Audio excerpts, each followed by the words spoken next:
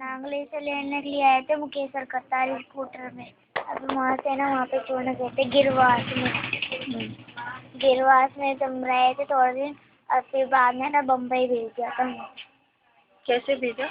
Train से। अकेले भेजा या कोई साथ में? कोई साथ में था, उसकी बहन आई थी मुकेश की। फिर उसकी करतार की बहन आई थी। हाँ। वो लेने के लिए आए थे मेरे को। वहाँ पे भी सारा काम वहाँ पे करते थे, मारते थे, पीटते थे। तो क्या क्या काम करते थे? सारा काम करते थे। काम में क्या क्या घर में? बर्तन, झाड़ू, पोछा, सारा। किसी के घर रहना पड़ता था? कोई और मतलब बड़े थे वहाँ? हाँ। कितने लोग थे? तीन तो लड़की थी उनकी बड़ी बड़ी। हाँ, 3 लड़कियाँ और दोनों वो थे। और तुमको घर के काम के लिए रखा था? हाँ। उस वक्त तुम्हारी कितनी उम्र थी? 8।